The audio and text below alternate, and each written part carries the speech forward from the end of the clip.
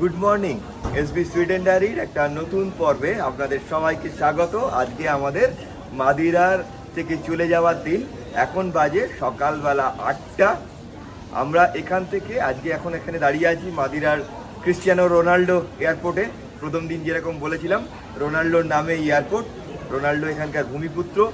এখান থেকে আমরা 1.5 ঘন্টার ফ্লাইট যাব হচ্ছে লিসবন, পর্তুগালের রাজধানী এবং ইউরোপ মেনল্যান্ডে। লিসবন থেকে আমরা রোড ট্রিপ শুরু করব আজকের। পুরোটাই আমাদের ভিডিওতে থাকবে। সকাল থেকে আজকে আর ভিডিও করে হয়নি, কারণ হচ্ছে কি গাড়ি ড্রপ করা ছিল, ভোরবেলা ঘুম থেকে উঠে লাগেজ ফাইনাল চেক করা ছিল, ঘর চেক করা ছিল, একটা যুদ্ধকালীন তৎপরতা আর কি। তার মধ্যে আর ভিডিও করা সম্ভব হয়নি। আমাদের মেন টার্গেট ছিল যে আমরা ঠিকমতো এসে এয়ারপোর্টে পৌঁছে চেক ইন করতে পারবো কিনা। যাই হোক, এসে গেছি। এখনো পর্যন্ত গেট দেয়নি, আর 45 মিনিট পরেতে আমাদের ফ্লাইট। গেটটা যে কখন দেবে, তারপর ছুটতে না হয়। এখন আমাদের বলতে হবে বিদায় মাদিরা। সত্যি যখন প্রথম দিনকে এই এয়ারপোর্টটা এসে নামলাম, মনে হচ্ছিল যেন জলের মধ্যেই ফ্লাইটটা ল্যান্ড করছে, একদম সমুদ্রের ধারে এক টুকরো এয়ার স্ট্রিপ। এখন বাজে 11টা, আর আমরা এসে লিসবন এয়ারপোর্টে নেমেছি। এখান থেকে এখন যাব, আমরা গাড়িটা নেব, আর তারপরে তো রোড ট্রিপ হবে আজকে আমরা অনেকটাই রোড ট্রিপ করব, কারণ এখান থেকে প্রায় 2 ঘন্টার ওপর লাগবে আমাদের যেতে। মানে আমরা যেখানে ঘর নিয়েছি। হ্যাঁ, আমরা এখান থেকে ডাইরেক্ট আজকে লিসবনে আমরা ঘুরবো না। আমরা যাবো ফারো। হ্যাঁ, তবে এখানে কিন্তু বেশ গরম আছে, গরম লাগছে। আর জানি না এর পরে কতটা অ্যাডজাস্ট করতে পারবো, গরম কতটা। তবে মাদিরা আর লিসবনের মধ্যে তফাৎ বুঝতে পারলে, আইল্যান্ড আর একটা আইল্যান্ড ছোট্ট, আর এটা একটা প্রপার ইউরোপিয়ান কান্ট্রির শহর। আর 5টা শহরের মতো এয়ারপোর্টের ব্যস্ততা, ধাক্কাধাক্কি দেখেই আমরা বুঝতে পারছি। আমরা মোটামুটি সবাই ওয়েট করছি এখানে গাড়িটা রিজার্ভ করার জন্য। আমরা এয়ারপোর্ট থেকে বেরিয়ে এখানে এসেছি। এখান থেকে আমরা গাড়ি নিলাম, আর এই গাড়িটা হচ্ছে আমাদের। এটা আমরা 8 দিনের জন্য বুক করলাম। হ্যাঁ, এই গাড়িটা 8 দিনের জন্য আমরা এখানে বুক করেছি। এই বাহনটা আমরা পেলাম। এই গাড়িটা আমরা নিয়েছি, আমাদের মোটামুটি পড়লো ইন্ডিয়ান টাকায় ওই 10,000 মতো। 10,000 টাকা? হ্যাঁ, 10,000 টাকা পার ডে? না, টোটাল 8 দিনের জন্য। 8 দিনের জন্য অনেক কম না? হ্যাঁ বাবা, তো অনেক কম গো। গাড়ি ভাড়া বেশি না, তেল আমাদের নিজেদের ভরে নিতে হবে। সে তো সব জায়গাতেই তাই করতে হয়। টোলও আমাদের দিতে হবে। টোলের জন্য ওরা কিছুটা টাকা মানে ব্লক করে রেখেছে। সে তো ঠিক আছে, এগুলো তো দিতেই হয়, এগুলো কোনো ব্যাপার না। কিন্তু গাড়ির ভাড়াটা 8 দিনে 10,000 টাকা অনেকটাই কম। আমরা এখন তাগুস নদীর ওপরেতে লিসবন থেকে সাউথ ব্যাংকে যাচ্ছি, ইউরোপের সব থেকে লম্বা ব্রিজ দিয়ে। এই ব্রিজটার নাম ভাস্কো দা গামা ব্রিজ। 1995 সালে তৈরি হওয়া 17 কিলোমিটার লম্বা এই ব্রিজটা ইউরোপের মধ্যে দীর্ঘতম।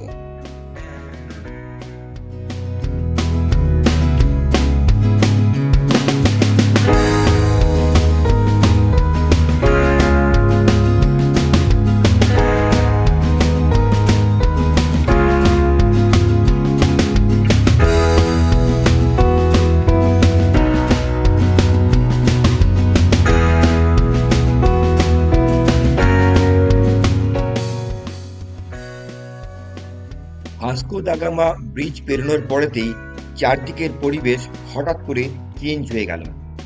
এখানে কিন্তু পরিবেশ অনেকটাই শুকনো, চারদিকে শুধু বাদামি ঘাসের লাইন আমরা দেখতে পাচ্ছি, কারণ এখানে এতটাই গরম মনে হয় সমস্ত গাছপালা জ্বলে গেছে। চাষবাসও খুব কম, মাইলের পর মাইল শুধু লম্বা বাদামি মাঠ আর ভ্যালি। লিসবন থেকে লাগোস প্রায় 300 কিলোমিটার রাস্তা, আমাদের যেতে হবে 3 ঘন্টার ড্রাইভ। জানি না কতটা রাস্তা আমরা এইরকম ভ্যালির ওপর দিয়ে যাব। আমরা প্রায় পৌঁছে গেছি, এখন বাজে 4:30। যাওয়ার পথে একটু বাজার করে নিলাম। খাওয়া দাওয়া তো করতে হবে, বিশেষ করে বাড়ির খাওয়া দাওয়া। তার জন্য এখানে তো একটা আর্লি সুপার মার্কেট দেখতে পেলাম, এইসব টুকটাক বাজার করে নিলাম। জলটা আগে নিতে হলো, কারণ এখানে আমরা কেনা জলটাই খাচ্ছি। তার সাথে বাবা বললে একটাতেই হয়ে যাবে। এই সমস্ত কিছু বাজার হয়েছে। বুজুর আইসক্রিম কিনে নিয়েছে, তার সাথে এইগুলো টুকটাক বাজার করে নিলাম।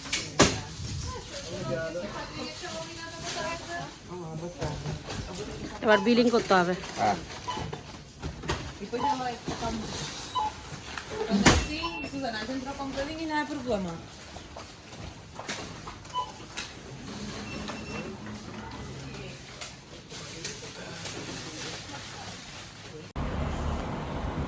এবার যেখানে আমরা ঘর নিয়েছি সেইখানে যাওয়ার পালা।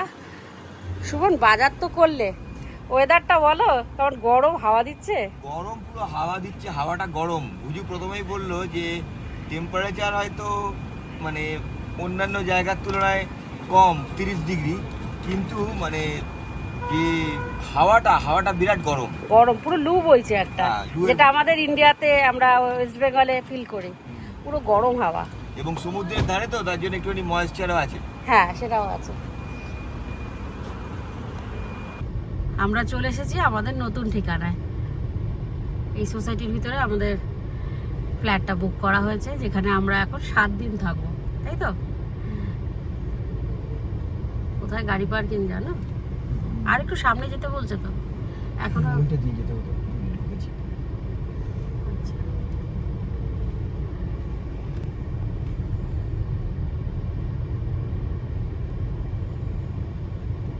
পার্কিং তো একটাও নেই গো।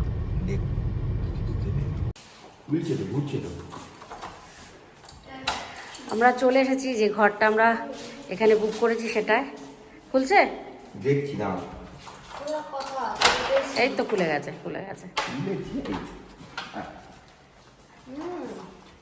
সবসময় একটুখানি সাসপেন্স রাখতে হয়। খুব গরম এখানে, এসি ছাড়া তো থাকাই যাবে না। এই হচ্ছে আমাদের অ্যাপার্টমেন্ট। পর্দাগুলো সরাও দেখে একটুখানি। এখানে ড্রয়িং রুম, ডাইনিং টেবিলটা ওইখানে।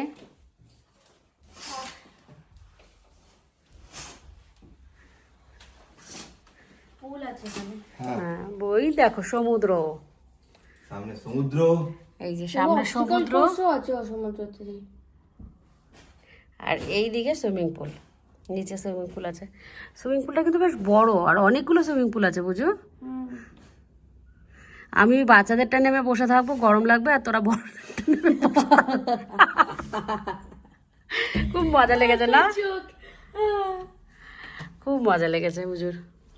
এদিক থেকেও কি সেম দেখা যাচ্ছে? সুন্দর। দারুণ। এটা যদি আরেকটু উঁচুতে হতো আরো ভালো লাগতো। এটা হচ্ছে কিচেন। এখানেও কিচেনটা খুব সুন্দর, সবই আছে, ফ্রিজ, মাইক্রোওয়েভ। এটা তো মনে হচ্ছে ডিশওয়াশার। হ্যাঁ, ডিশওয়াশার আছে এখানে।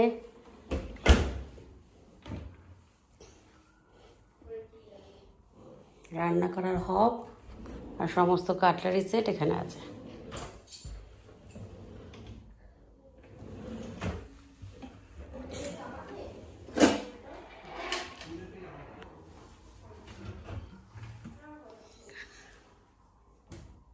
এখান থেকে একটা ইউটিলিটি টাইপেরও আছে, ছোট্ট। আচ্ছা, এখানে একটা বাসন ধোয়ার জায়গা, ছোট্ট একটা ইউটিলিটি আছে।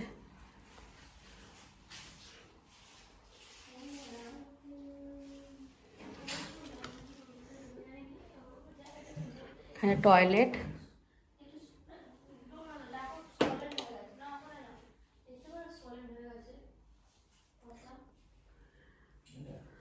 আর এটা হচ্ছে বেডরুম।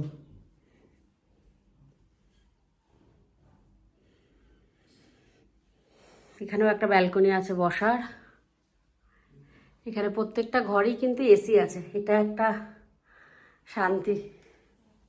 যা গরম। কি হচ্ছে বুঝু? কিছু না। এখানে আসার পরে আমরা বেশ কিছুক্ষণ টাইম একটুখানি রেস্ট নিলাম, কারণ মাদিরা থেকে এখানে আসার পর হট করে দেখলাম গরমটা অনেকটা বেড়ে গেল, তাতে আমার তো বেশ কষ্টই হচ্ছিল। যাই হোক, সবাই মিলে একটুখানি রেস্ট নিয়েছি, খাওয়া দাওয়া করেছি, করার পরে এখন বেরিয়ে গেছি। আমরা এখন আছি লাগোসে, তাই তো সুমন? আমরা লাগোসে আছি। এটা ফারো আলগারভের এরিয়ার মধ্যেই পড়ে। তো এখন একটুখানি ভাবলাম একটুখানি কাছাকাছি ঘুরে দেখবো, সামনে একটা বিচ আছে, সেখানে সুমন একটু যেতে চাইছে, সেখানে যাব। আজকে হাতে বেশি সময় নেই, তাই আমরা চলে এলাম এই ফারো অ্যালগারভে এরিয়ার সব থেকে দক্ষিণতম প্রান্তে বা পর্তুগালের সব থেকে দক্ষিণতম প্রান্তে। এই জায়গাটার নাম হচ্ছে সেগ্রেস। কি অপূর্ব প্রাকৃতিক শোভা, চোখে না দেখলে বিশ্বাস করা যায় না।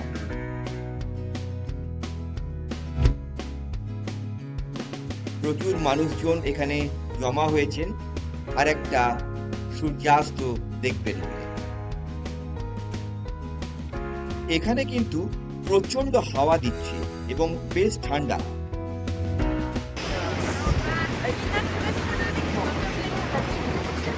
আস্তে আস্তে সূর্য অস্ত যাচ্ছে। আমাদের দেখো,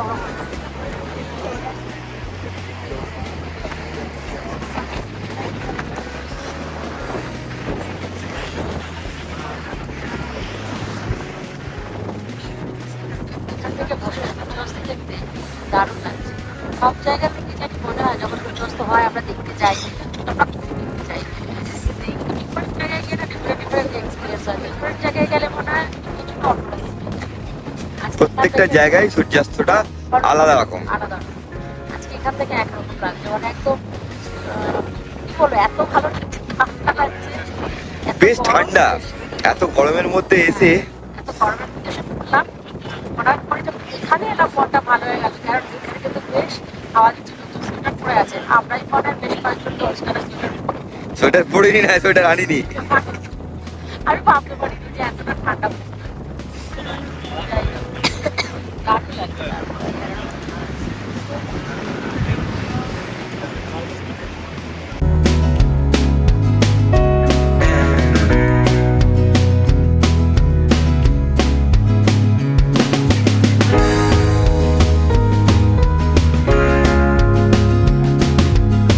কাল থেকে অ্যাকচুয়ালি আমরা ভালো করে এখানে ঘোরাঘুরি শুরু করবো। তো কতটা ঘুরতে পারবো জানি না, কারণ দুপুর বেলাটা প্রচন্ড রোদ উঠছে আর কি। মানে হ্যাঁ। এখানকার লোকেরাও বলছে খুবই গরম। সকালবেলা মোটামুটি ঘুরে নিন, আর বিকালবেলা মানে 5টার পরেতে এই দুপুরবেলা ঘরে থাকতে এখানকার লোকরাও সাজেস্ট করছে। আর আমরা যখন আসছিলাম তখন দেখছিলাম বিকেলবেলা সবাই বিচে যাচ্ছে। হ্যাঁ, বিকেলের দিকটা বলছে 4টের পর থেকে বেরিয়ে তাতেও রোদ থাকবে, কিন্তু জলে গেলে অতটা হবে না। কিন্তু ওই এই দেখো, 11টা 12টা 1টা 2টো লোকজন সব বিচ থেকে ফিরছে এখন।